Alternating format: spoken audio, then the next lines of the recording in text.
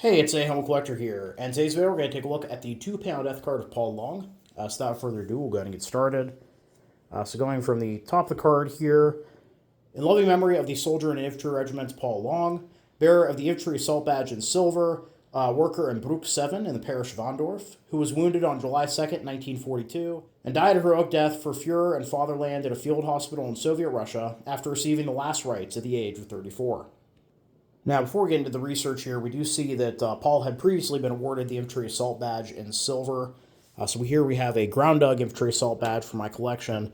Now, the Infantry Assault Badge is awarded for being involved in surviving 3 separate engagements. So basically, if you were involved in multiple small fights on the same day, all that only counts as 1.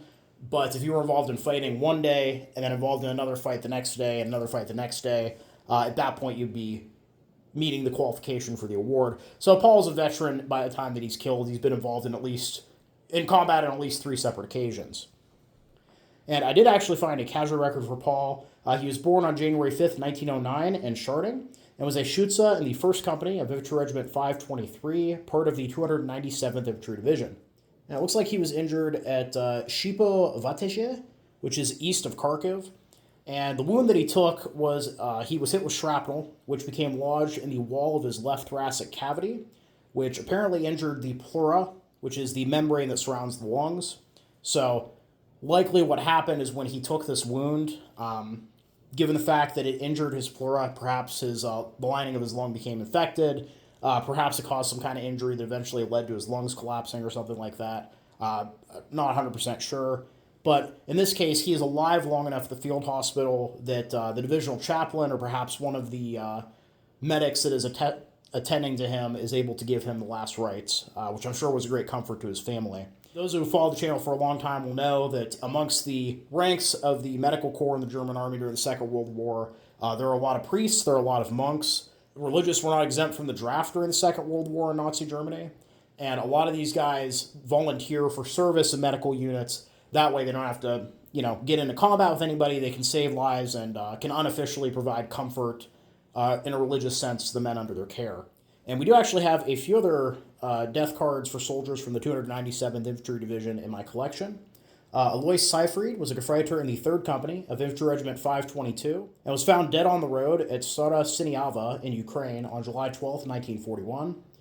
Franz Xavier Gomperl was a Gefreiter in the 14th Company of Infantry Regiment 523 and died of an artillery wound to the gut at Tiraspol, Poland on July 14, 1941. Josef Regensberger was an Obergefreiter in the 8th Company of Infantry Regiment 523 and died from a shrapnel wound to the head at Cherkasy, Ukraine on August 28, 1941. And finally, Josef Siegel was an Obergefreiter in the 3rd Company of Infantry Regiment 522 and died of a headshot at Obgonarovo, Russia on August 23, 1942. And moving to the bottom of the card here. All our silent thoughts drift away. They search, they entwine around a grave we will never see. In the dark veil of the last evening light, they envelope the burial mound in silent celebration of death. Whether the moon and stars shine, thoughts wander out and cover our hero's last house with colorful wreaths. And moving to the back of the card here, we actually have a photo of Paul, and then at the very bottom, the heroic death shines through all eternity.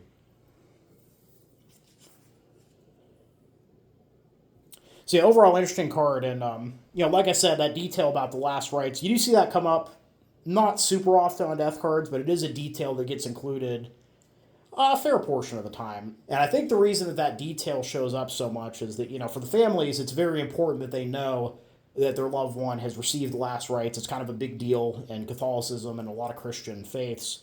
So it was a very important detail that the men that served together wanted to make sure the families knew when something like this happened.